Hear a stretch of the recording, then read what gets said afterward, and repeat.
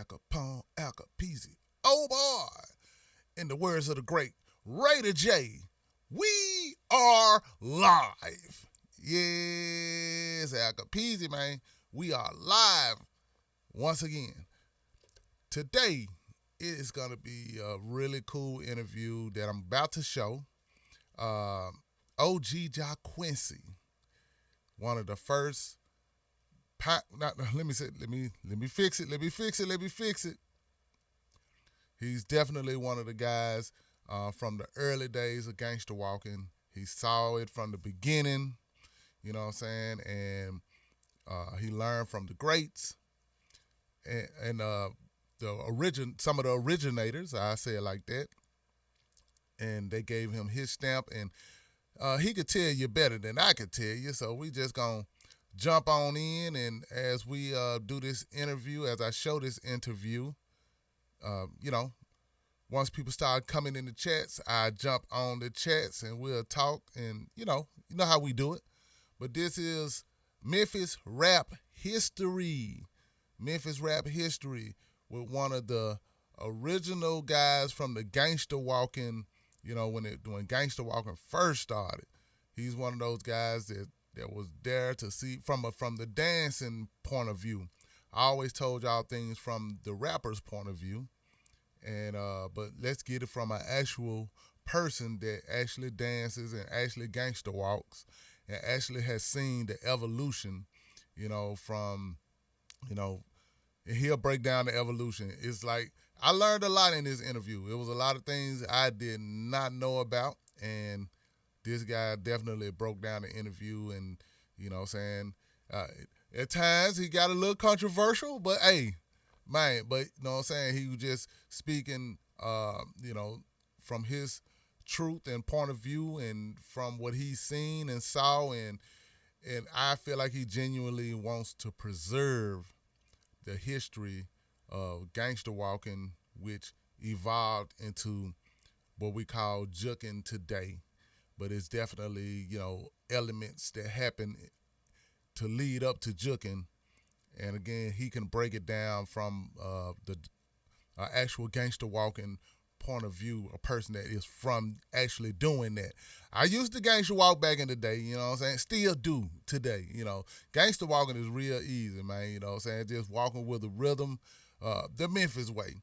And, I definitely gangster walk every chance I got a chance to gangster walk as a young, in the young days, and I still gangster walk now. You can tell, anybody from my generation, all you gotta do is play Trigger Man.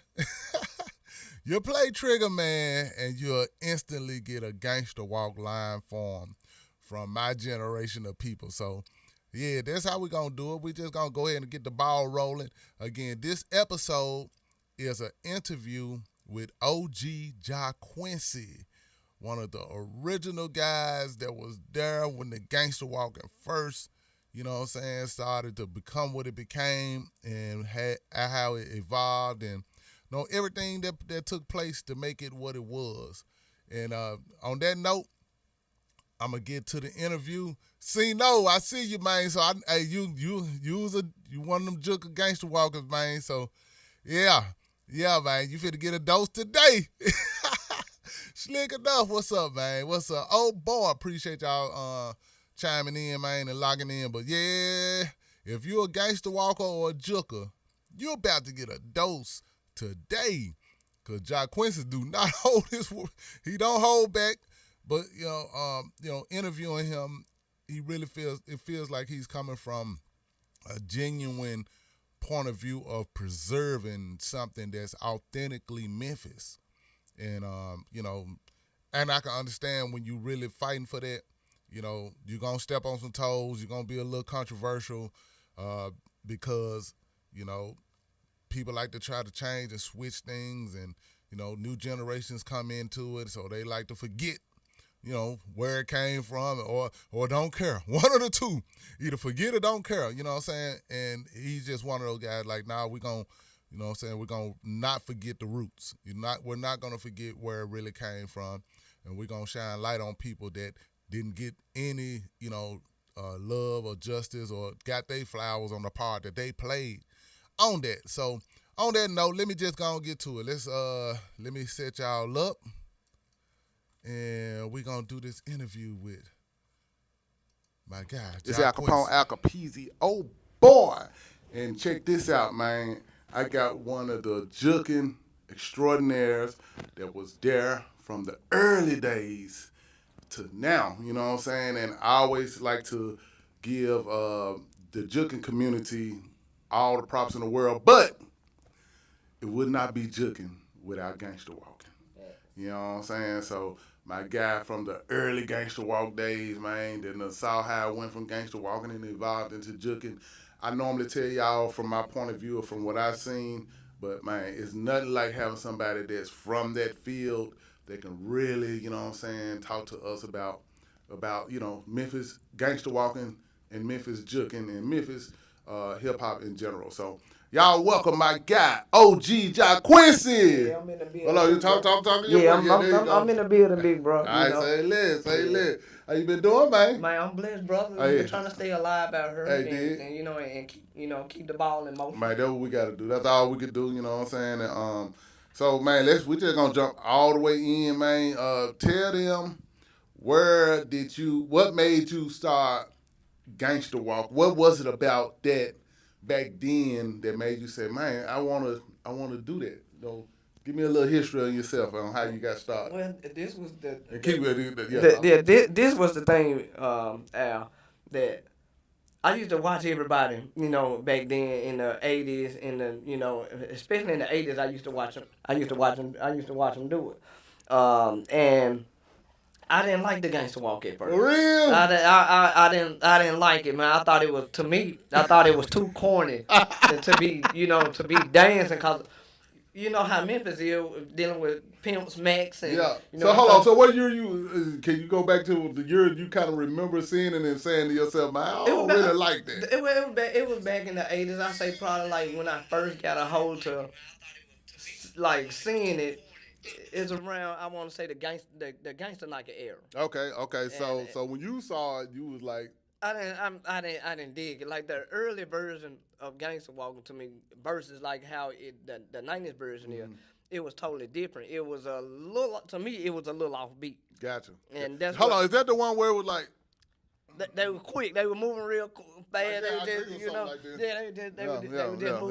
were moving real quick. Hey, don't laugh at me, y'all. I know that I probably looked like I was having a spasm or something. You know but it was in the I say late 80s when I got the chance to see it. But I wasn't going to the clubs or anything like that. Okay. I was just seeing all the guys, in the neighborhood and things like that. And that's along the time they was doing the line dance. Okay. And we didn't know what it was called at first because it had, in the early stages of it, it had different names. It was the Max Stroll, and they used to call it the Bovan. Okay. And so we really. Hold on, what about Buck Jump? It was Buck Jump at one point, or was Buck Jump something different? Buck Jump is a New Orleans dance, but I think at one moment, didn't we call it Buck Jumping?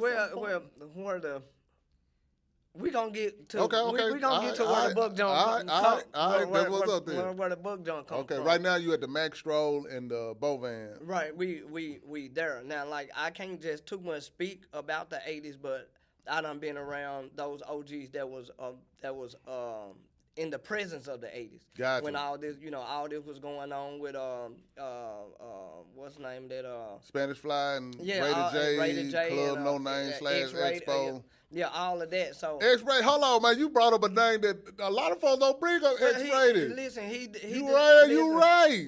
He deserved a lot of props where a lot of people don't give. Thank you. Right? They don't give him his props. Hold on, let me make sure I'm thinking of the same X-Rated. It's not the guy that ain't the guy from New York, was it? Right. Okay, I want to make sure. I want to make sure. See, you're right. X-Rated was there, man. So for real. Him. X-Rated, I met how I meeting X-Rated was through SMK. Cause SMK from Rochester, New York. Yeah. So, he really from Gary, Indiana, because he told me kind of the way he kind of navigated.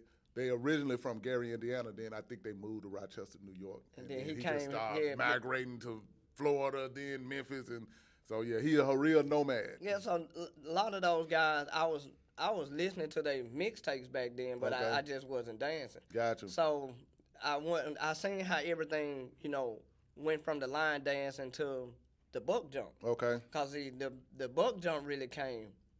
Now, hold on. I don't want to make people, because when you say line dance, some people going to think you talking about slide to the left. No, what, Slide to the right. We're what talking about the gangster walk look, in a circle. right. Gotcha. So the Gangsta Walk created that circle first before the buck jump. Exactly. The buck jump came in around, I want to say 88. The Gangsta Walk was 86. Okay. The buck jump came like a year about a year after 87, between 87 and So 88. what's the difference between the gangster walking and the buck jump then? Because the Gangsta Walk is more laid back. Okay. The buck jump is more where it's more amped than the Gangsta Walk. Now it makes sense. So like you, There's different ways you could do it. I remember being young. I remember doing this gangster walking in a circle, but then buck jump it was like you can feel just kinda you can turned feel up the a little more. wind. When dealing with the buck jump, you can feel that wind when people coming around that circle. But with the Okay. Gangsta Walk, it was more being honest to you, more like the hokey pokey. Gotcha. Gotcha. Everybody. I never heard gangster walking compared to the hokey pokey until now. And that's what it was like because your grandfathers, your grandmamas, your aunties, everybody was doing the Gangsta Walk back then. But you didn't see your grandmama and your auntie sure buck ain't jump. lying. They weren't buck jumping. They but couldn't do all that. That was too much. That was too much right there. So once the buck jump came in, it just combined it, and it ended up sticking, especially when rated.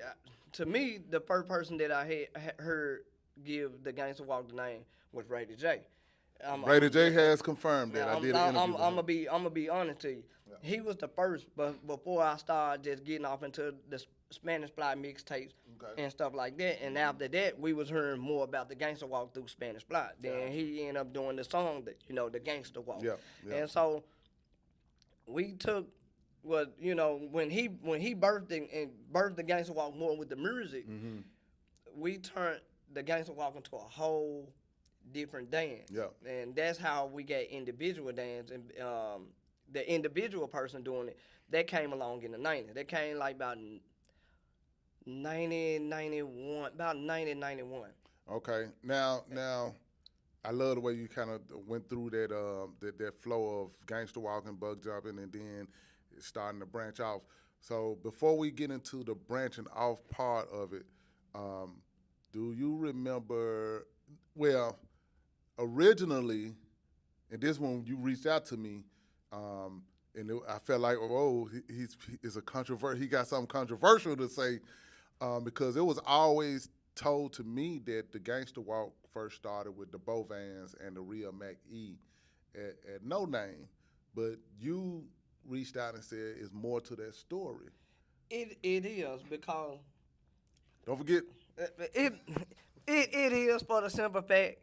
A lot of the unknown, you never hear about the unknown stories being told, at all. To my knowledge, what was brought to me was that North Memphis did created the Gangsta Walk. Okay. I'm just being honest to you about it. Okay. When you think about Gangsta Walk, a lot of people say, yeah, North Memphis did create it. Okay, back to the Boban situation. What was told to me that Meechie and them, they had the money to display it more than what the local guys in the neighborhoods who had created. You know what? That makes sense because the Bovans, they were like BMF to us back then. So you're right. Their popularity was. The average guy in the neighborhood did not have the popularity of the Bovans. So put it like this. The person that's more popular is going to be known for something more than that unknown person. 100. You know what I'm saying? Not taking anything away from Meeching them or anything like that. But when I studied the Gangsta Walk, I studied everything about it. I just didn't, this person said this and this person said that. I did my own research and how everything involved. Meeching them played a big, major role in the Gangsta Walk. Okay. And it wouldn't be where the Gangsta Walk wouldn't be what it is without that. I'm going to be without Meeching them. But it was They made it popular. right. Okay, Okay, just like this here, for example, like the difference between me and Crunchy Black. Crunchy Black made it on a global scale more popular, and by still I was still local. Of course, everybody gonna say, well, Crunchy Black was the first person that we seen do it. So it's one of those type of situations. You get what I'm saying? So. Like I said, I'm not taking no credit. I'm with you. I'm with you. Now you just making an analogy. Right so, but the guys from North Memphis who that created it, one of them he passed away. Okay. All right, the You know the names? We got to give them their props if you know the names. I know the names. But you don't want to. Okay, put it like this here. All right. Marcel, You ain't gotta say their name, but they don't really want their names out there, man. No, it's the truth. Okay, I can't okay. do nothing but tell the truth. Speak on it. To my knowledge, it was Marcellus Anderson, and the people that know Marcellus Anderson, they know him, and he wasn't on the same level with the Bow Band, but he had money too. Gotcha. Shout out to Marcellus Anderson. Rest in peace to him. R.I.P. And him, a guy named Blind Ricky, Big Dale, all these guys from Smoky City. Okay. So, to my knowledge, Smoky City and Dixie Home is the people who created the Gangsta Walk. Okay. And a lot of people gave me to them they critic about the line dance, but it that has had changed because after Meechie was doing the line dance, the two step came out. Okay. This guy named Fred Humphrey created that two step that everybody do. Okay. And how he created that, it is so funny how he created it because he was mimicking this woman. She was handicapped in her village. Oh. And he would mimic her the way that she walked. Oh, man, come on, man. And so he took that, and next thing you know, he took that, and I can't think of the woman's name at this point. Wow. He took that, and he kept mimicking her so much of doing it when he danced that everybody just started. Man, you know Start what? doing That's so crazy. Because when you look at folks when they do that, and I can see how that was. He added it to a dance. That's crazy. What's his name again? Fred Humphrey. Fred Humphrey. Wow. He created majority of the buck jumps for us to do right to this day. Wow. He did. That's too lit, man. So, but back to Meechie. Whoa, boy, you dropping some bombs right now, man. Back to Meechie and Marcellus. Marcellus used to be in the same places where the Bow Bands used to be at too. Okay. So, what I heard was that when you in a club paying attention to stuff, and just say, for instance, you see somebody with a bottle, you like, I like that. And then you like, man, I get my money, I'm gonna get me one of those. So next thing you know, you going to the club, you start drinking with the next man. You know, what they doing. You know what I'm saying? So it was pretty much like a trade. It was pretty much like they seen somebody doing something, but they got the credit for it. I see. And you get what I'm saying? I see. And the truth of the matter is, you know, anything that was ever done or created, you know what I'm saying, a lot of times, like you said, it's like what they say, history is written by the people that won or was either the kings or queens. Somebody more popular. Yeah, somebody simply at the end of the day, somebody more popular. And like you said, a lot of times the people that are less popular, they get left out of the history books, even if they're the ones that really created it. Think about it. Thomas Edison is known for the electricity and stuff like that. But he don't get the credit. But for the it. black man is a black man that actually, you know. Well, you're right. They can't. That Right. actually Edison Took it from.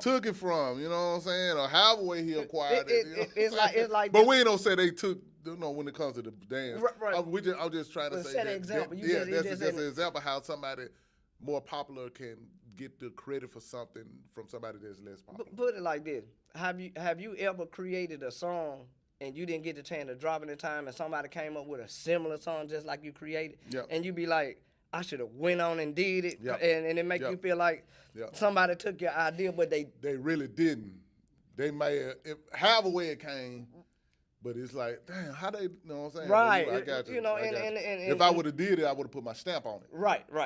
And that's what happened with the Gangsta Walk between, my opinion, between Cello and Michi. Gotcha. So Okay. so once Cello felt like Michi was had got the credit for it, that's when Big Dale, who was it? Big Dale, Cello, and there was one more other person.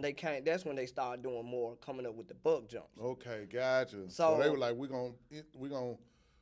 They got the credit for the Gangsta Walk, and so now we gotta step it up and change it up. Change it up a little bit. So we can get our credit. So they can go, gotcha. You get what I'm saying? Okay. So that's what they did. So that's why I said, okay, we gotta give Michi credit for the Gangsta Walk. Yeah. But what's Cello and them, they accept the credit for the book, for the booking, where booking come in at. Gotcha. That's what they was doing back then. They would come to the club, they would book the system, and then they'll leave. You get bucking the system. So that's where bucking more came from out of North Memphis. It just we kept the bucking and the gangster together, and once we kept both of them together, we stamped it. You get what I'm saying? Listen, man, I'm in class right now, man. Listen, man, I'm loving this history, and man, I'm excited to hear you speaking on this stuff because I didn't know none of this stuff you telling me at all. I knew none of it. It goes even deeper. This how deep it goes. It goes all the way back to the Westwood Steppers. Okay. Well, the Aces. You ain't finna do us like that, is you, man? Hold on, slow down. It goes deep. Reason why I say that because I always, and I want to interview some of these guys, but it was Dan's Cruz before talking that. Come on. Before the, you know what I'm saying, the Gangsta Walk and all that stuff. The popular people in the neighborhoods, I say definitely early 80s, mid 80s, was Dance Crews. You know what I'm saying? Because as a rapper, I used to, it was talent shows all the time. I'm like, I'm not rapping in a talent show when you got dance crews and kids singers and stuff like that. You automatically gonna lose. Well, see, but see, that's the what dance crews was like. I remember Black Magic. I remember Junior Sex Symbols. You just said Westwood who? The Westwood Aces or Westwood something like Aces, that. yeah. Then you had the steppers out of North Memphis, the Distinguished Gents. You had the Gents, and the Gents and Westwood was always back and forth. Okay. Both of them, they was great. Okay. But Westwood, don't get me wrong, they was top notch. Okay, gotcha. They was. Shout out to the mains. Oh, I love it. I love it. So what? This is where it get deep at. The Gangsta Walk is built off steps. Okay. But you had all these step crews back then. That's how a lot of it got involved into the Gangsta Walk, because we the home of the steppers. Okay. That's why Gangsta Walk, you see us, we always stepping. We not on our toes like the jokers. Gotcha. So we were always stepping. So we had so many different step crews that we couldn't do nothing but still keep it authentic and take those steps and put it into that dance. Gotcha. So that's how the stepping got off into the Gangsta Walk, because of all the steppers, because the whole town was full of steppers back then. Now, explain to people the step, because some people probably don't know what steppers are. What are steppers? Or what? How could you explain Put it like this. Back in my day, they used to call steppers prep boys. Okay. You know what? So when I said Junior Sex Symbols and Black Magic, I'm talking about that's totally different dance crews. Those were like the kind that did all the Pretty Ricky dances, had the women screaming and stuff. Those. But it revolved off of that. Gotcha. It revolved. You know what I'm saying? Because we still was students watching it. At this time. So a lot of us, as we watching, of course, we gonna use material. That's just the way it is. We see something. We see something that somebody doing. We be like, okay, I can use that and I can mix it and I can twist it to my own, flavor. And so that's what North Memphis had did. North Memphis just watched. We just watched, and as we kept watching, we just started creating our own thing at the same at the same time. Okay. So therefore, you had. Why you think you got the really probably just only the Gangsta Walk group was G Style, so they still kept it. See, all right, we getting there. All right, okay. Okay, but now we talking about the '80s era. Okay. This strictly the '80s era. Okay, we in the 80s. So, like I said, I can't just too much speak about it, but I done been at the table with the people that was there. And like I said, I took what I learned because you can't believe everything you hear. So I did my own research and stuff like that. So I seen how everything involved, but the Steppers played a major role in the Gangsta Walkers too because they motivated us. Gotcha. You get what I'm saying? So if it wasn't for like dealing with all these different step crews and teams in here, the Gangsta Walk still wouldn't be what it is. So I got to give those guys credit instead of just giving one man credit because the Steppers played a whole lot in it because I once was a stepper. Okay. So I came in the step team I came from my community center, Bigfoot Community Center. We was called the Bigfoot Drill Team. Okay. So we used to challenge people like Doubletree. Like I said, Westwood always been great. Like they always had great talent. Top notch. Right. So shout out to Westwood, man. we gotta give those guys out of Westwood credit, man, because they really don't get the credit that they deserve. You get what I'm saying? So we just revolved off of them, and we took it to a whole nother level. Okay. If you want to, we still in the 80s, right? We still in the 80s. So we gonna leave the 80s alone. We gonna jump to the early 90s. Okay. We went from the line dance into individual, and how we became individuals was because of MC Hammer. Oh boy, go ahead. I'm listening. So you are blowing my mind with these stories. So what happened was when MC Hammer came to the Mid-South Coliseum. Act the Fool. Huh? One of his dancers was Act the Fool. Yeah, who was from Memphis. Right. And there was another guy from Memphis too, but I just remember Act the Fool. That was dancing with Hammer. They who showed Hammer the how Gangsta to do Walk. it. Right, how the Gangsta Walk. Yeah. Okay, it was Tyrone Franklin. He was at that show that night that MC Hammer performed. Okay. While Hammer was performing, Tyrone was at the front of the stage and ended up drawing a crowd in front of the stage. So it was messing up. I ain't gonna say it was messing up Hammer's set, but it was a little disturbing. So Hammer got to asking the people in his entourage, what is that they doing? And what is that what they chant out? It was get booked. Exactly. So that's why you see in the Too Legit to Quit video, get booked, and he displayed the Gangsta Walk in there with it. Sure did. So now let me give Hammer credit. This credit is what I want to get. I want to give him credit and props because I remember watching an interview he did on Arsenio Hall show, and he gave full props to Memphis. He did not take credit for Gangsta Walk in order to get booked. I remember seeing it then because it made me feel good. Like, man, he didn't just make it seem like he created it because he was the main when it came to dance. He was just popular, like how we talking about the boat man. Yeah, he was just. But he actually said, "No, I got that from that's a dance out of Memphis. It's a chant out of Memphis."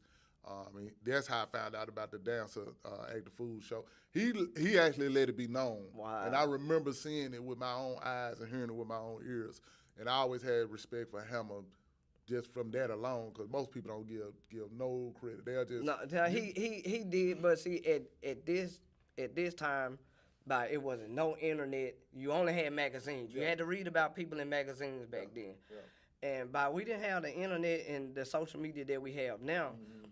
Of course, if you see somebody on TV doing something that you was doing, you're gonna think that they took it. Yeah. 100%. So what happened was the OG said, okay.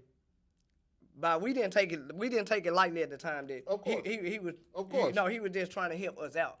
We took it as he ran with something, but he did. Yeah. Yeah. But if you didn't know he said that, you gonna. No, think, see, I have talked to him like he is like, man, everybody stole our stuff, man. But when you from the streets, you not put it like this. We went up on everything like in the music industry and at the stuff at the time because the dancers are in their own world, just like the music artist is in their own world. Gotcha. So we just looking at this is our stuff that he's doing. Yeah. So you had this OG, his name Marcus Biles, out of Dixie Home. He made it to where he was like, ain't nobody gonna be able to take what we do no more. They gonna have to come learn it from us personally. So this is where the line dance ends it. Right there. Okay. When Too Legit, that happened with Too Legit. Yeah. When we gotta thank Hammer, because if he wouldn't have did that, it wouldn't be what it is as of right now. Gotcha. One thing led to the other. So we gotta thank MC Hammer, period. You know, on both ends. So he when he did that, that's when the OGs they started doing it individual. So you had a lot of people that's why it was a handful of gangster walkers, because everybody was still stuck on the old stuff with the two stepping and stuff like that. See, they were still stuck. So when they got the chance to see the individual part, that was something that they weren't ready for. Everybody can't do the individuals. And that made a like lot. I was one of the people that could gangster walk all day in a circle with the buck jumping and all that. But once y'all start doing all of that, I'm like, damn. And see, and that was damn, I can't do that, man. I want to do it. I'm a trap. Oh, I can't do it. And see, that was smart of the OGs like Marcus Bowell, Fred Humphrey, and Marcus Bowell, Fred Humphrey, and who and Ty Romeo. Okay. I gotta give those three credit, because they was the people who I was hearing about the most. That was before I got the chance to meet Wolf and the other, the Hurricane, and you know the others. Gotcha. But I would always hear about Marcus and Fred and Romeo. So I was like, I gotta see what everybody, you know, I gotta meet these guys. So once Now, side note, for people that don't know, like I was telling y'all earlier about groups like Black Magic, Junior Sex Symbols, they was like the dancers. They did all the choreographed dances at the talent shows, basically gyrating and stuff, making the women go crazy. Ty Romeo was one of them guys, cause I went to Humes. You went to her? I'm from South Memphis, but we moved to Wow. we moved on Manassas Street. What grade was I in? It was 7th or 8th grade. So you got the chance to see something. Yeah, so that's how I knew Romeo and them way before They you blew know up, all right. that stuff. You know, we knew each other from because I went to Humes. I used to have to walk up to Dude, Manassas. I didn't know you I went to Humes. I went to Humes.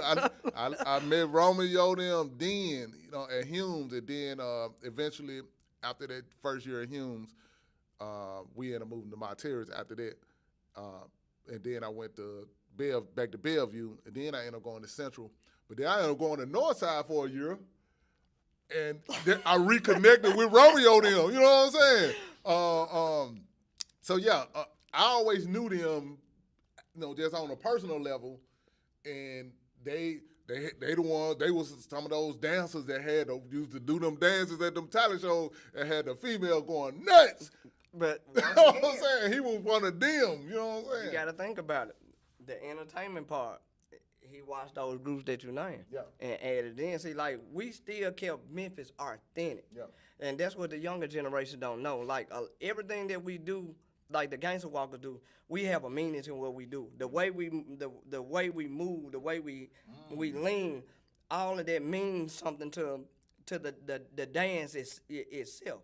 You get what I'm saying? So once what made me got off into it, like I said, I was just doing my research on it at the time, but what made me get off into it, this had to been like 90, I want to say 91, about 91, 92, going into 92. I was at my school dance at Manassas. I went to Manassas High School. Okay. And it was these three guys, we were having a dance one day. It was these three guys, and I'm sitting in the bleachers. I didn't too much care for it, but I was a fan of it at the time with certain people I was watching. So I was looking at these three guys at the dance, and they were just cutting up. Around this time, let me remind everybody, the music had changed from the 80s to the 90s. The music changed 100%. different, way different. So this when you got this along the time you, Radical T, and people that don't know OTS, him. them OTS See, days. there was a round when y'all was doing music and y'all helped us mold and sculpture the game. It's, I don't care what nobody's saying. I'm not just saying this because I'm here with you. Lyrical Drive-By was one of the most Gangsta Walk song for us to dance to back then. Yeah. It was a big deal at the time. Listen, you giving me goosebumps by talking about it. Now, I'm talking about Lyrical Drive. When that came on, I'm gonna tell you what was the main top at the time when Lyrical Drive-By came out. Yo joint and that joint, that guy from out of New Orleans, cause we were dancing off his song too. Cruising down the street. Railroad. Yeah. Now when they Big old MC Thick, I think that was his name. When you was at a party, when those two songs came on in North Memphis, we got down on the dance floor off of your music and his music. But this is what we was dancing to. This helped shape us at the time. Gotcha. Then what happened was, that's when Paul and them came along. That's when they started doing the sampling. So they started taking y'all stuff and keeping it authentic for the Gangsta Walkers, for us to still be able to dance off of it. Cause they'll take some of your vocals and sample it off into a mix. You know what I'm saying? A rattle, boom. They'll take some from your stuff and just mix it down. And back then, Hold on, do you remember when Squeaky? Because Paul really kind of came after Squeaky and him. They did. After Squeaky. I'm finna get there because Squeaky, I'm gonna be honest to you. Out of all the DJs, DJ Squeaky is my favorite DJ of all DJs. Okay, salute to my dog. Like I mess with, if it wasn't for like your stuff and Squeaky, I'm gonna be honest to you. It wouldn't be too much of a Jaquency right to this day. I'm being honest to you, big bro. Like it wouldn't. But we were dancing off a Lyrical Drive-By. We had cassette tapes. Like we put that joke in, man. We'll rewind it back, and just kept going. You know, cause we didn't have like Memphis music. Like we had the NWAs and stuff like that, but like. Gangsta Pat came before me though. I'm the did, gangster and shooting on knocks. But we wasn't just really like gangster walking off. Okay. What about the Pretty Tony Get Booked? That's what changed a whole lot. It changed the game a whole lot. But like, no disrespect to like Gangsta Pat, man. Like we love shooting those knocks. Yeah. But we wasn't dancing off of it. Like we'll probably ride around in the heavy Chevys or the box Blazer with the raindrops on it. You know, we were bumping his music. We supported him, but we wasn't dancing off his music. But like I said, Pretty Tony, yeah, we were dancing off of Pretty Tony. You get what I'm saying? But we weren't bumping off of Pat like that. We were just bopping our head to that Pat. Y'all rocking to the music. We were just, we were listening to it. Cause Pat made classic, bro. Like no doubt. So, But I see the difference. You just saying that y'all love this music and y'all, definitely jammed it and all that. But y'all were literally dancing off songs like Get Buck and Lyrical Drive-By, Railroad. Right. We were, doing stuff What like. about the Gangsta Walk song with SMK and Kid Money? But that was more Gangsta Walk though. Well, it was. We were bumping SMK like that Gangsta walking. Yeah, we would most definitely dancing off of that. Like when them was like them y'all songs like the main music that were played at the house parties back then. You get what I'm saying? So once we got to the club, it was a whole different kind of feel because now we listening to Spanish Flies and you know what I'm saying. We in there with them like DJ Magic. The older DJs, you know what I'm saying? Gotcha. DJ BK, like all those guys. So we were listening to those. So, but hold on, I want because you just said something to me that's very important because I heard there's a few people that kind of want to say that the gangster walking and the bug jumping and stuff came during when the mixtape scene got popular, and those mixtape songs is where the Memphis rap sound and the dancing and really kind of kicked off. But you're saying really before the mixtapes completely jumped off, it was songs like Lyrical Drive-By, was songs like correct. Get Buck. It was those songs that kind of, what I'm trying to say. It was those songs they were Memphis rap based gangster walking songs that set it off pre the mixtapes. And I'm being honest with you, it did. Like you, like I said, now we did bump Radical T. Like I haven't, I Man, haven't heard, thank you for saying that, man. I haven't heard from him in years, but like, you know, his music, we most definitely was getting down, you know, on that. Even though I was probably a little too young to hear other people at the time, but when you at all these different house parties, everything that's popular, you gonna be able to hear it. You get what I'm saying? So those was the music that they was playing throughout North Memphis, and can't forget about Trigger Man, you know. Of course. So but Trigger Man is what kind of set the Gangsta Walk world on fire. Exactly. I'm gonna be honest to you. True. So Very true.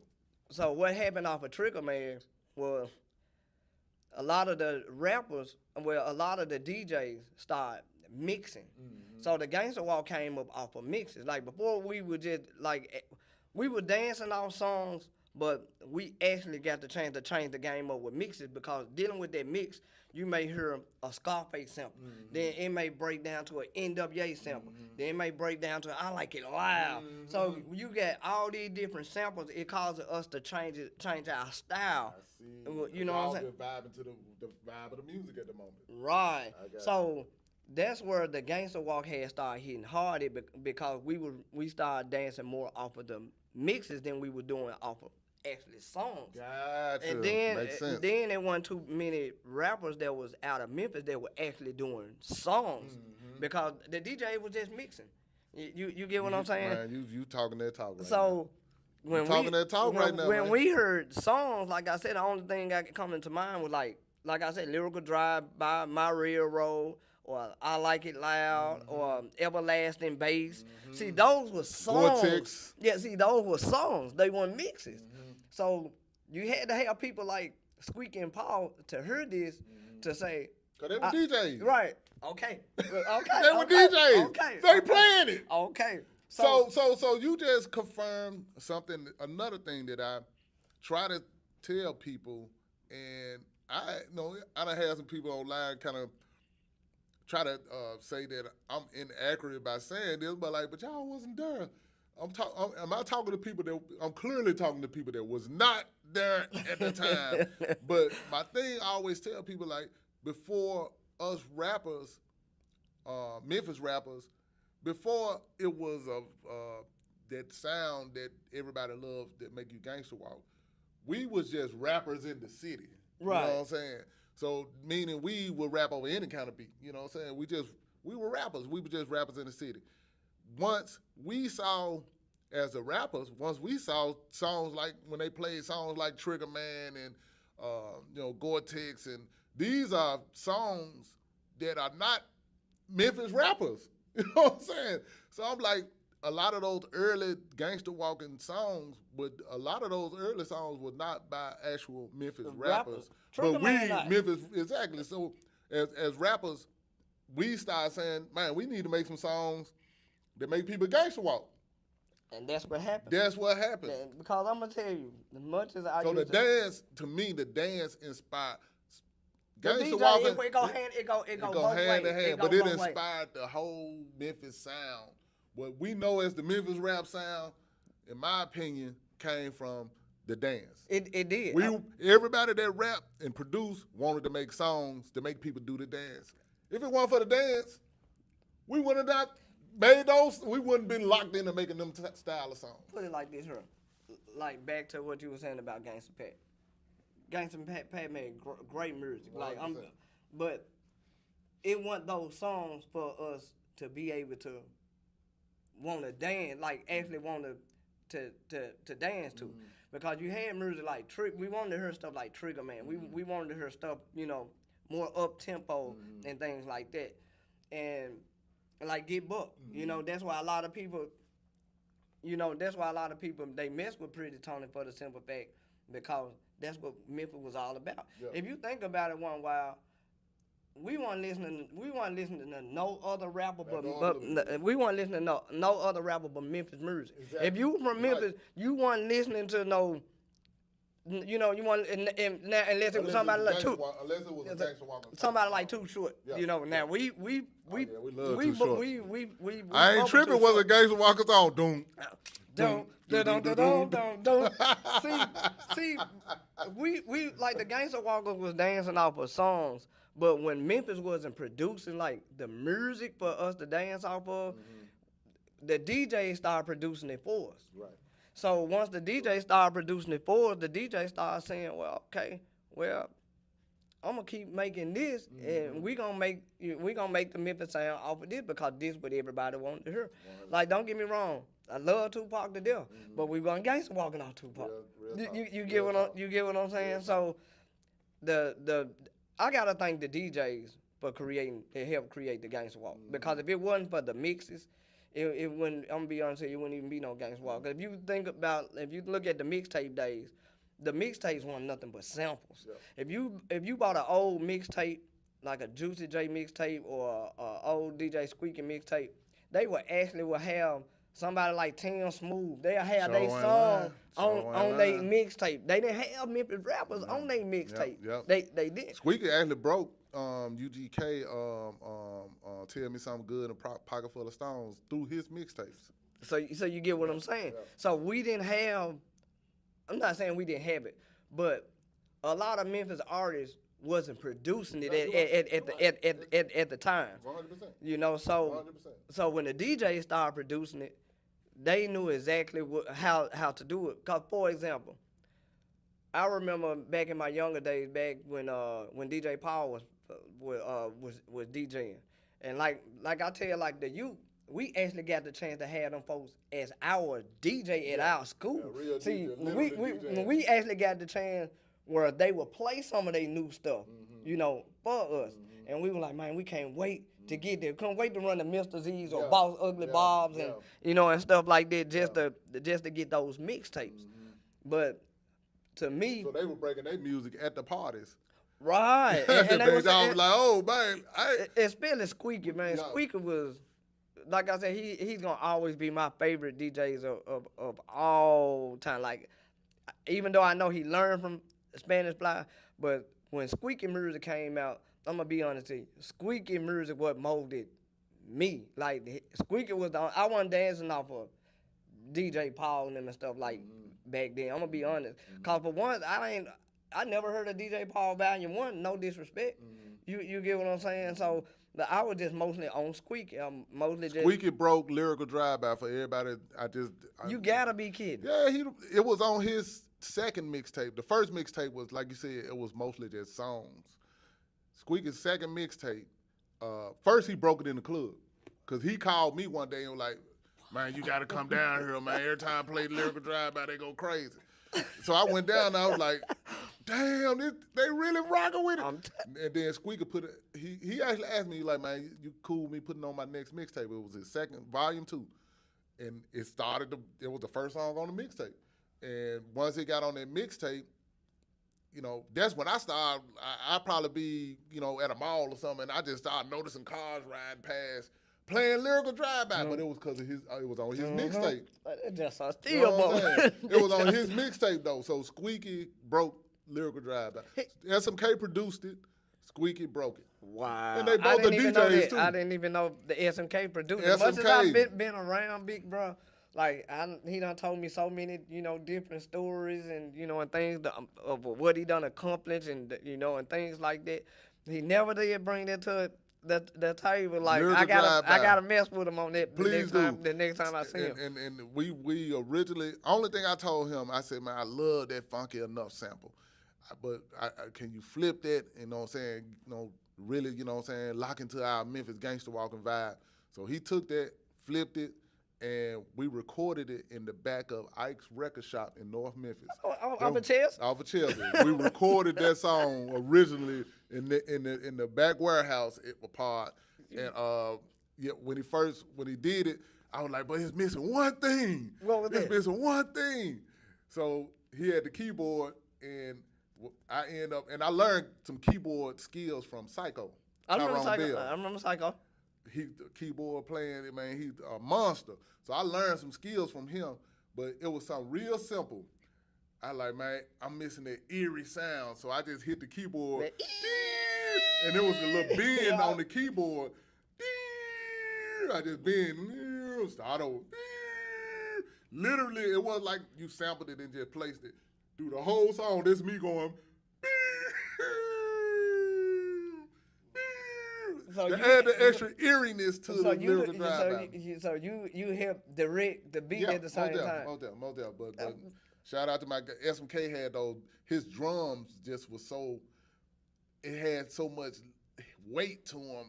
I knew I had to work with him on that particular song. So yeah, Wow. SMK is the one that produced Lyrical Drive-By with me in the back of Ike's record store, and Squeaky is the one that broke it. So 2 DJs. Wow. They the one. DJs. They the one helped created the Gangsta Walk and make it more popular. Like you said, look at SMK. He came up with the song, and I asked him the story about it. We was sitting in the kitchen one day. I had went and paid him a visit, and just sitting in the kitchen one day, we got to talking, and I just like me. I like to pick people's brain. I'm like, what made you do this? Long story short, he told me about his journey all the way from New York all the way to Memphis, and it was kind of similarity. The dance got his attention just like how it got Hammer attention. Yeah. You get what I'm saying? Yeah, he told me that. You know, so He like, what the hell? that's what they do. Like, what are they, you know, doing? You know, and he told me, he said, I gotta do a song. You know, I gotta do a song to that. And I believe he said that same night when they left, I believe it was Studio G. The night they left the club, he instantly got to work. He said, I can't leave Memphis. He said he was finna get ready to go back. He told me that. It just so happened that night he stayed and saw and that gang. And I was like, wow. So like I said, I like to pick people's brain because I like to study. You know, I like to do my own research on history on how to put things together within a timeline. And now he most definitely did that, and he most definitely put it on the map after Spanish Fly because it wasn't no like actually Gangsta Walk songs, but I think Fly had a Gangsta Walk song on his mixtape. he did. It's called Gangsta Walk. Yeah, but SMK's Gangsta Walk song blew up because it was getting radio play and stuff like that. It really blew up. And that joke was bumping. Super hard. Come on, man. Then right to this day, I still love the music video. He even had Hurricane in the video. You know, so I pretty much learned all my knowledge, you know, from Hurricane. You know, Hurricane winged me pretty much on. He winged me on so much. I'm gonna be honest to you, like that man there got so much history up under his belt. You know, and he done got, and I give it to him. I can't do nothing but give people their props. He guided me a long way, you know, with this Gangsta Walk. Like he used to sit me down, little bro, you need to do this. Little bro, you need to change this up. Really? And he was the one that made me challenge myself because when I started Gangsta Walking, I was more of a glider. People, and that's what I was known for. I was known just for I'm gonna tell y'all something about that gliding. Man, this gliding looks so smooth when y'all Gangsta Walk. Guess who put it in the Gangsta Walk? There's a guy named Marcus Bowles who put gliding into the Gangsta Walk. And I ain't gonna say he's active right to this day, but I done been around Big Bro. For him to be 53 years old, man, look, he'll get these young guys right to this day a run. You can't go against the creator because the creator got too many tricks and stuff up there in their bag where they got stuff that's before their time that we never got the chance to, you know, see and stuff like that. So when I actually got the chance to see Marcus Bowles like dance like as of today, I wanted to know that he still had it because nobody haven't seen him dance in 23 years. So, and I kept pushing him every day. Big brother, show me something. Show me something. Like it was like a Mr. Miyagi. Like, nah, you ain't ready, young man. you ain't ready. And there's certain stuff you not ready, but you got to be careful what you ask for. Yeah. And this one, it took me like about a month for me to kind of get him just to do a step. And I just kept saying, I said he gotta be caught because I know if I still got it, and I'm an originator, I know he still got it. One morning, get up, he was doing a little work with me, and his girl put him on blast one morning. She said, "Everybody always talking about he could dance. Can have you?" I said, "Look, I said he the GOAT." So he still wasn't gonna dance, and he just hopped up out his truck. And bro, I was like a little kid in the candy store, and when I seen what he was doing, I was like, I wish the world can see this. But you got people that's like him. They don't care about the clout, the popularity. They don't even care about it. I'm like, this is a gift that God gave you. Why don't you share it? You know, and it to them it was just something that they did. It wasn't a hobby or anything. It was just something that they can do naturally. You get what I'm, you know. So then I done tried to get him in interviews and stuff like that. He be like, I don't even care about it. But I was like, what you just showed me, and I know that I'm great, but what I just seen made me feel like I need to step it up a little bit more. It's like that. But he was the one. Him and Ty Romeo, they was the one that put the glide into the Gangsta Walk. All right, boy, this interview is something serious. Listen, all right, let's go back now. Okay, so, and I created it, and I did this song called "Bugging and Jucking" around about 2005, something around that time, six or seven, and I did credit Lil Wolf, Romeo. I was in the video. I was in the video. Lil Wolf, Romeo, Hurricane, Crunch Black.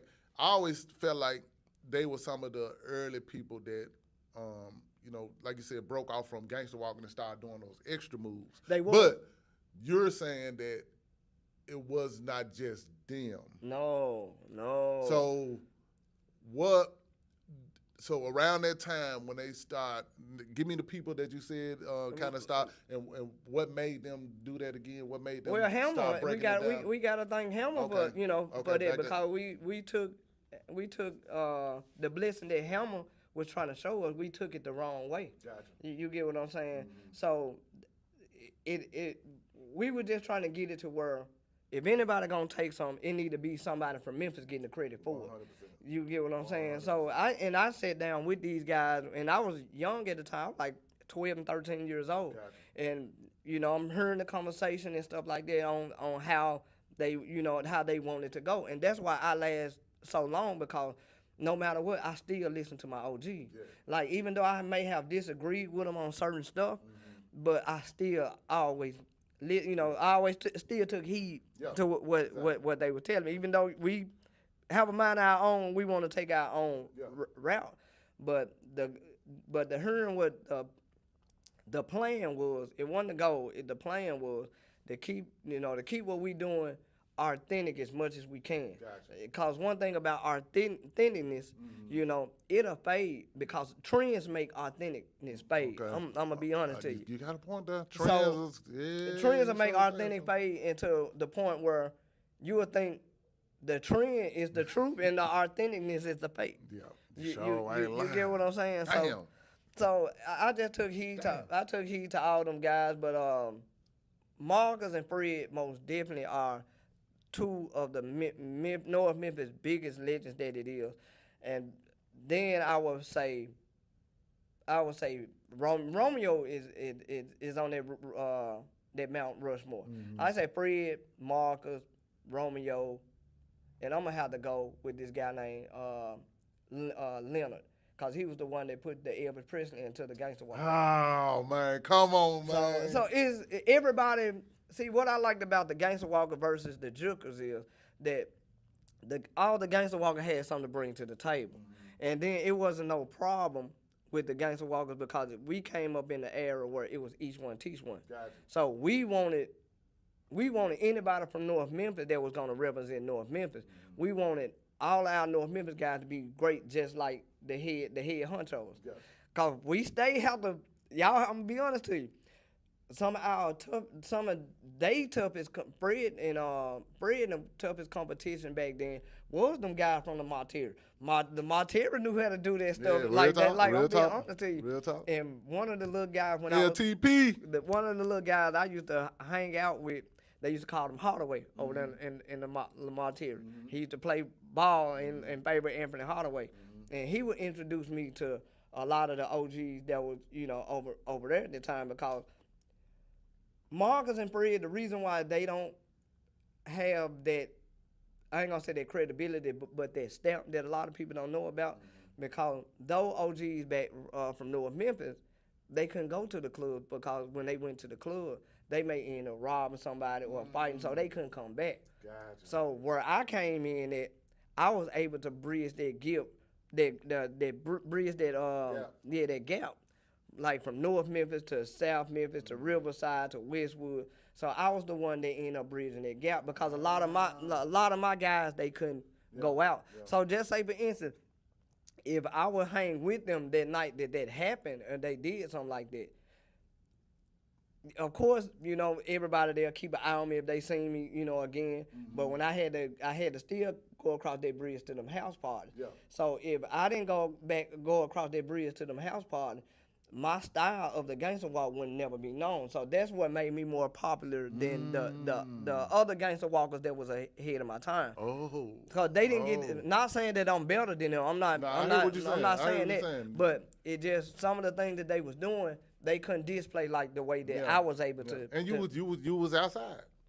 Yep. You was, like you said, you was actually going to the different parties and putting it on the map and putting a stamp on it even more, because they couldn't. Right, and because they was some real G's, real real OGs. You know what I'm saying? But I give all of them credit, because if it wasn't for them, it wouldn't be no me. If it wasn't for Hurricane, Wolf, Romeo, Marcus Bowles, Fred Humford, Leonard Miguel, Chris Strogan, Tony Walker, and James Smith, if it wasn't, and Brandon Williams, if it wasn't for those guys, it wouldn't be no me at all. Cause these guys, they were something great. But you did a great job of shouting all of them out too. And they well deserve it, because what the young generation got to understand, these guys are still alive right to this day. They're still alive. There we go. You get what I'm saying? I stay in touch with these guys no matter what. And some of the stuff I do right to this day, even though, like, you know, I got my own way of how I create the dance now.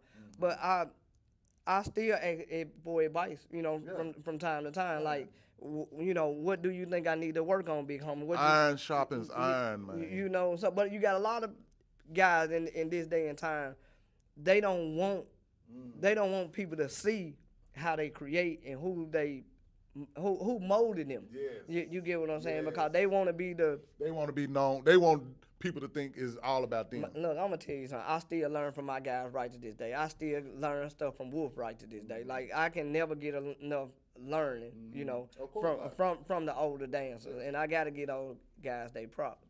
Let me ask you, so where do you see Crunchy Black fitting in this scenario?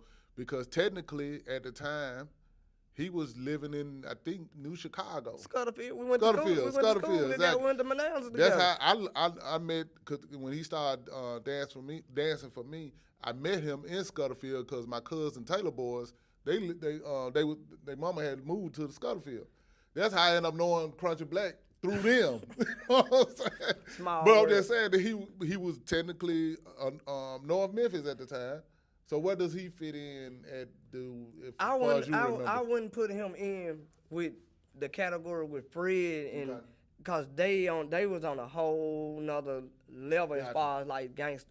But when did he come in the picture as far from what you think? From what I know, I'm used to Darnell because I live from the same neighborhood. Gotcha.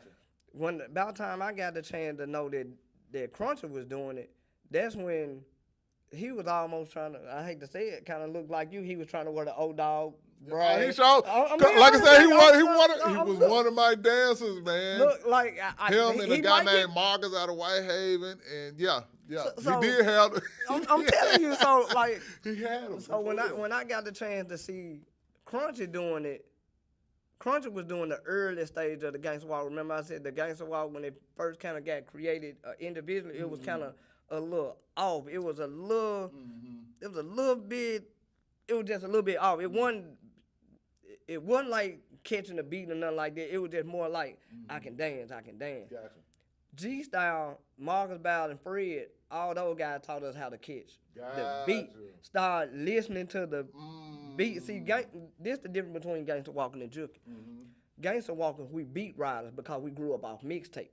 You get what I'm saying? Jukers come up nowadays. You don't have mix songs no more. Right. So they came up off of music, listening to like the actual artist rapping to a whole song. Yeah. We didn't get the chance to come up like that. We had to come up off of like the mixes. Whenever the mix switch, We you had got to to be ready to switch Right, with it, but be on point.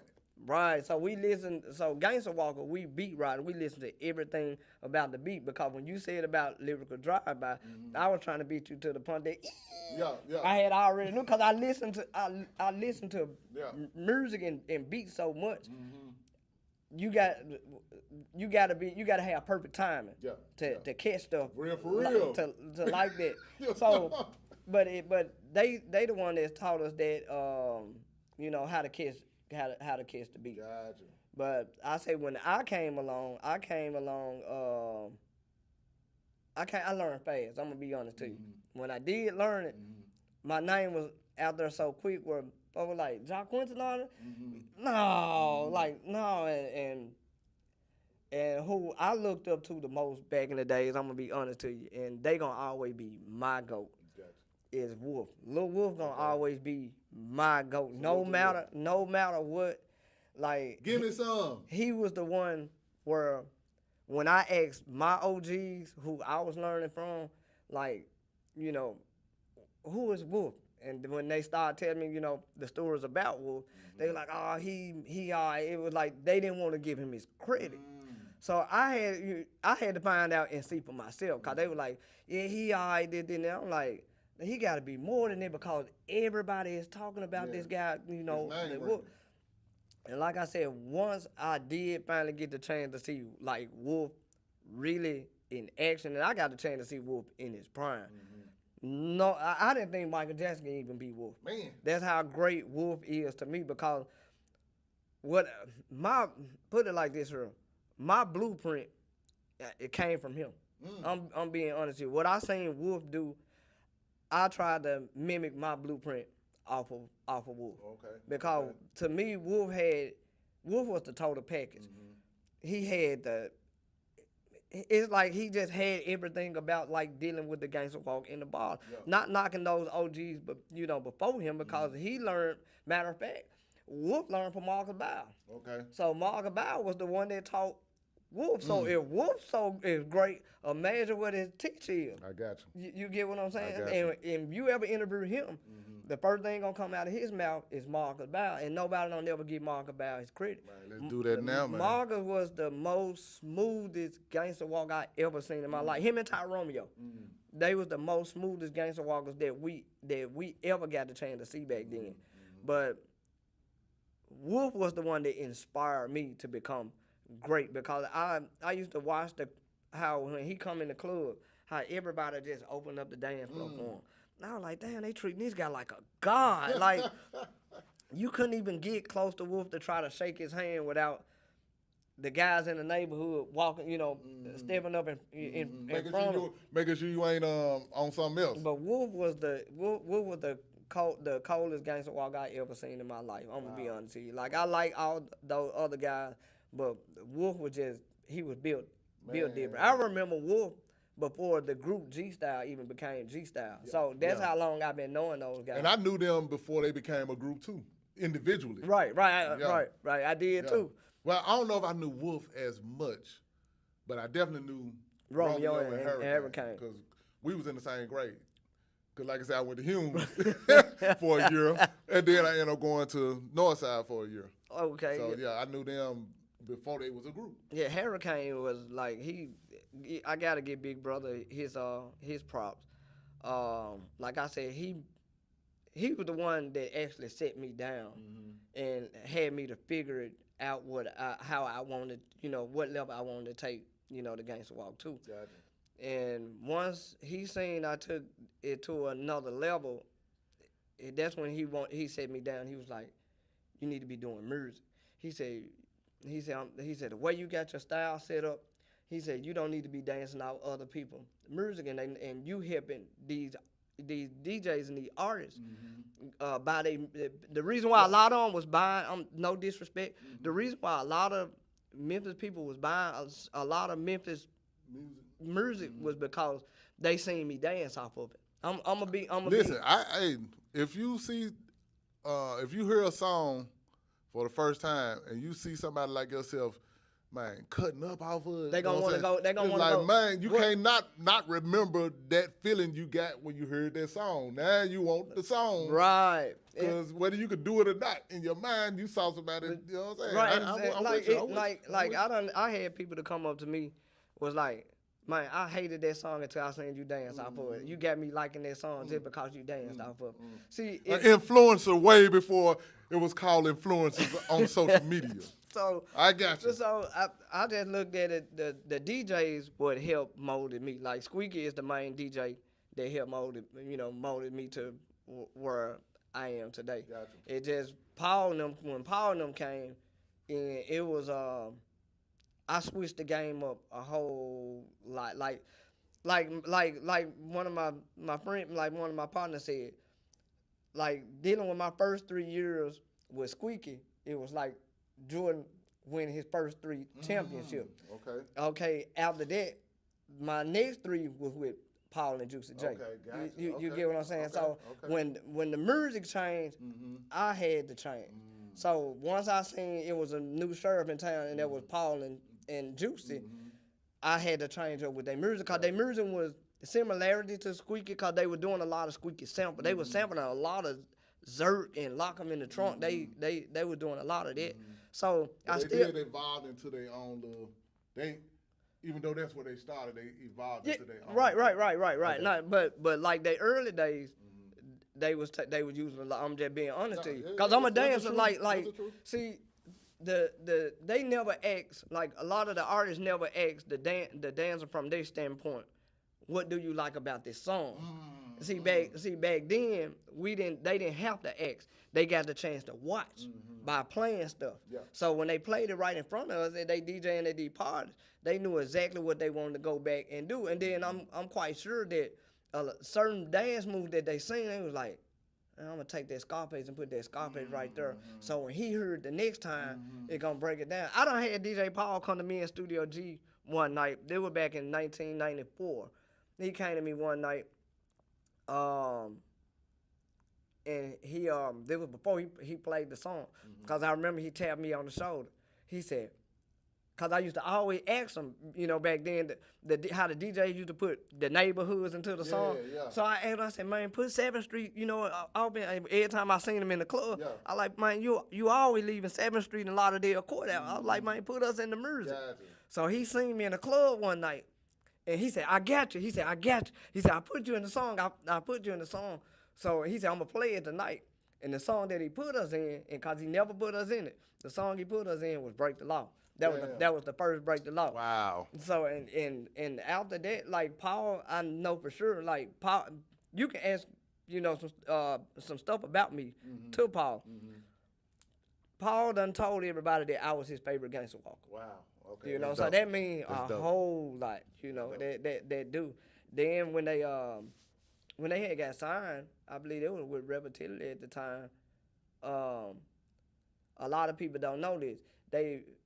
They filmed 2 parts to push them off. Remember the song they had on the Turtle Club? Yeah. They did 2 parts to that, and they filmed the music video to the second part of Push Them Off. But I don't know what ever happened to that. I never got a chance to ask them what happened. But I was in the second part Gotcha. Of that video. I wasn't in the first video, but they filmed both of them the same day. Gotcha. I got the chance to get in the second one, but I don't know what they ever did to it. Wow. Well, hey. Well, let me ask you this. Okay. When did you notice bucking and juking start to be more of the dance, more than Gangsta Walk? Because at some point, Gangsta Walking kind of Faded. It faded, did. and it was all about bucking and juking. I'm gonna tell you how that happened. Okay. When Memphis quit producing Memphis music, it had us no other choice but listen to outside music. Okay. Memphis wasn't not understanding. You didn't have to be like out of towner to get a record deal, but you had to be versatile. I understand it. Yeah. But a lot of Memphis artists switched so up. They switched up so much that they forgot about the dancers and the dancers who was dancing to their music. Gotcha. So therefore, by we didn't have Memphis music to dance to no more. The young generation, they had to dance to what they had to dance to. Yeah, whatever was popular at the time. You get what I'm saying? I So that's how that changed. The music changed the style. So okay. that's when they got to listen to people like Drummer out of Atlanta that live. All this it started changing around then, and I didn't like it because I'm gonna be honest here, I was the last of the dying breed of the Gangsta Walk. Yeah. So when stuff like that came around and when No Limit came around, we didn't have Memphis music to dance to no more. We just had stuff just to bump. We just had music just to bump. So I'm not faulting the DJs for that because it could have been something personal for them to stop doing what they was doing at the time. But when they did that, it hurted the Gangsta Walk a whole lot. Then, not only that, the dress code started changing where they started barring the Gangsta Walkers out of the club. We couldn't wear tennis shoes no more. We couldn't wear ball hats no more. You had to dress an entire with boots and stuff like that on. So the Gangsta Walk was like, shit, if I can't go to the club with my baseball hat, with my Nouveau hanging and me some tennis shoes on, I don't want to go to the club. So therefore, it left the dance stuff in the street. Yeah. So it gave the jukers an opportunity to still keep it going because they was able to dance off of the songs that we didn't like. Okay. You get what I'm saying? Cause we wanted Memphis. We didn't want Atlanta. The out of town. Y'all didn't want the out of town sound at the time. No, we didn't. And right to this day, we still don't. I'm gonna just be honest because ain't nothing like us, bro. I'm gonna be honest to you, big bro. Everybody done took from Memphis so much where why would we want to be like the next person anyway? I hear you. You know, we authentic. So we authentic. Where we once was like to now, it's getting back. I would love for it to get back, but the only way it's gonna get back, they got to bring those OGs around for them to get it back. Cause without bringing those OGs around, they not gonna get it back. If you don't bring Squeaky back to the table, and let him do something different. I guarantee you, right to this day, it can be brought back. Only thing gonna happen is he gonna have to work with somebody like Paul or Juicy, and they gonna create a whole. If those guys got together, I guarantee you, it'll be a whole different new Memphis sound, and that's what we missing. We don't have a new sound. We still got the old sound. Yeah, because you're right. Because most of the stuff that the Jook off of is the early mixtape songs. It's the early 90s stuff. That's what made the early 90s become popular again. The golden era. Because it's the sound. The folks want to go back to the sound. I think some of the new generation, they have built on the new sound, but it still ain't. And maybe it can never be the way that it was. But you're right. It can still something can be created now that represents that, but it's still new and authentic to Memphis. Right. I hear where you're going with that. Yeah. So if we did have those guys that sit down at the table and just put ego to the side, if they because longer they can keep creating a new sound, that Memphis sound, we can keep creating more to the dance. Gotcha. But without them not creating, we ain't gonna want to create because we want to create. Y'all got to fill out the music. Right. So when that happened, that was it. And that's why nowadays you see more jukers dancing off of 3-6 than you see them dancing off of anybody. Gotcha. Because they was the last to still produce that sound. Yeah. You get what I'm saying? Because everybody else was doing what they wanted to do with their own music. And you can't knock that because you can't knock what people want to do because you grow. As you grow, you going to be like, nah, that's child. I don't want to do kid music no more, and stuff like that. So I understand and respect that. But to keep something alive for the city, we need that Memphis sound, man. We don't need no sound sounding like T.I. or anything like I that. got You you. know, we need Memphis. Yeah, You know, yeah. we do. I know it was a time where Memphis, when I felt like Memphis really lost, and when and it was more of the new generation at the time. I felt like Memphis kind of lost the sound, like in a real bad way. Is when Atlanta's futuristic sound had kind of blew up, and it was like a lot of the artists here was trying to emulate that. And I remember feeling like, man, let's go back. Well, why we not doing what's authentic to us? And that's how I ended up making the song Memphis Pride. Okay, I done heard. Yeah, When I did Memphis Pride, it was like me trying to say, that's what the song, man, let's put some pride back into our music and our sound. And that's why I had that dark sound, and I kind of it was almost like a little history lesson on the song. And speaking, it was a history lesson. lesson. Yeah. And I didn't get a chance. It was only thing I regret is I didn't get it's a song, but I didn't get a chance to name more people that I felt like should have been named. But it's only so many people you can name in the song. But the point is, man, let's get back to us. Let's get back to Memphis, and that was the reason why I put that song out. But bringing that up, it make me think about. I mentioned some people from the Gangsta Walk and Jugging community. So tell me about, when did you notice people like Lil Buck and Lil Daniel and G Nerd and some of those people? When did you start noticing that era of guys starting to? The whole time I got the chance to start knowing those guys was probably like 2006, 7, that's like around the 2007, time. about 2006, 2007. That's when I did Bucking and Jugging. Go ahead. Let me say this too real quick. The reason why I made Bucking and Jugging, the song, is because I was like, I just felt like at the time, like, if somebody from Memphis don't make a song to this, then somebody else outside of the city is gonna make a song, and then they gonna claim it. Yep. So I did Bucking and Jugging for that reason only. And listen, and only. There was no other reason. And I'm gonna let you know, big brother, we appreciate that, cause we need all of that. Like we need everything to still make the dance culture grow too. Because without the Memphis music and the Memphis sound, we ain't gonna be able to grow. We gonna end up growing, but we're gonna grow as a trend instead of a culture. Exactly. You get what I'm saying? Oh, it's a difference. You know, so it's just gonna be just a popular dance like the what the women do, the pop shake or something like that. You know, it's just gonna be a trend dance instead of you know what I'm saying, instead of a cultural dance. And if we can just get back to our roots, and especially starting with the sound. Yeah. The sound is gonna bring everything back to Memphis. Yeah. But without us bringing our own sound back to Memphis, like updating our sound, somebody else gonna do it, bro, and then they gonna have it watered down so much where we ain't gonna like it. Okay, let me ask you this, since you say that, because this is something I remember back.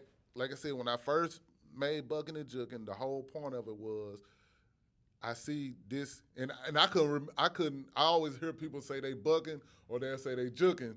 That's why I named the song Bucking and Jugging. I was like, I don't know which one it is, so I'm just gonna say. I'm gonna break it down to you. I'm gonna break it. Break it down, and then I want to come back and say, after I made it, I remember it was something going on where the Bay Area had this dance called turfing. And at some point, it was like juggers against turfers. And then at some point, I remember they almost started, because at that time, crumping was big in L.A. Yep. But turfing was big in the Bay. And it was some similarities to jugging, but it still was different. But it was almost, some people were starting trying to make it seem like Memphis juggers was taken from turfers. And I'm like, hold on, this ain't nothing new to us, you know what I'm saying? I'm gonna tell you where I get exactly where you getting it. And I'm gonna tell you something. It in a way, in a sense of it is, because Memphis like the younger generation wasn't raised around the authentic part of it. Gotcha. You get what I'm saying? So if you don't have the big homies around to show you what you really need to be doing. You just gonna be taking stuff and taking stuff. So you gonna have stuff all over the place. Okay. So you're not gonna be authentic because Gotcha. you using other styles, for your advantage. I got you. You get what I'm saying? I So see. therefore, I travel to LA a lot, like especially I done build a bridge with the Gangsta Walk in the popping community. Okay. And what I had to let the popping community know, look, if it weren't for y'all just creating a style of dance, we wouldn't be doing the stuff that we do because we didn't want to be like the poppers. We didn't want to be like the wavers. Real gangster walkers don't wave. You will never see me waving and stuff Never like seen that it. because Never seen that's where the booking part come in. We add the arms into the gangster walk.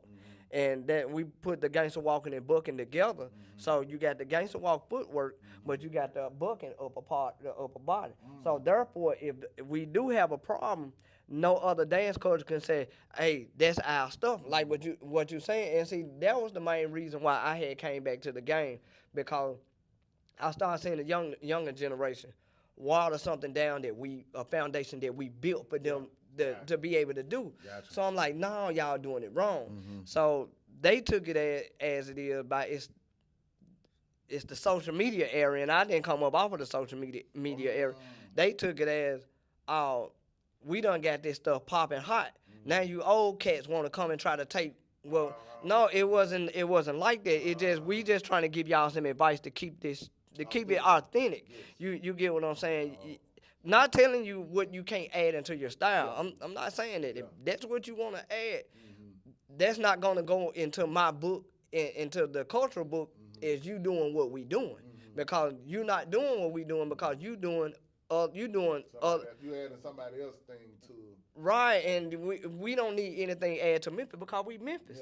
You get what I'm saying? We want people We to set the trends. right. We ain't gotta follow a trend. Right, so that's what the young generation, well, some of them did. I ain't gonna say all of them, but that's what some of them did. They end up, they had YouTube. See, we didn't have people to study. We had to study the people in our neighborhood. Now they can just go. They can just go on the internet and type in, just say, pop lock and Pete. Or somebody like that, or poppin' taco, and they can say, then they can look at this stuff and they can add they stuff with it. Memphis, we don't do that because we have our own thing. We study each other to keep stuff authentic. You get what I'm saying? They're just like, I might know how to make Mexican food, and a Mexican know how to make Mexican food, but I'm not Mexican. They more authentic than I am. Always. I'm just saying for example. That's the truth. And my stuff may contain similarities, but it's a certain way that they do their own thing that to make it different than the way that I make it and keep it authentic. So therefore, I don't know how to make what they make. The way that they make it. You get what I'm saying? Taco Bell may make tacos and but all not that, like. but if you go to a Mexican restaurant, it's a big difference. A big difference, and that's all I'm saying, big bro. I'm just trying to. It's tacos, but this is authentic. Mexican people, the Mexican restaurant gonna give you the authentic.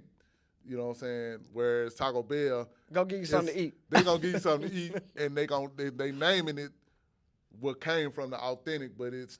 Once again, You can tell that when you see them next to each other, you know the difference. Look, once again, we talking about setting the example. Once again, Taco Bell took from who? The big people took from who?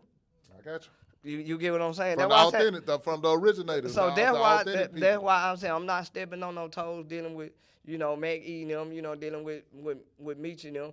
But I just know how things went. You know what I'm saying?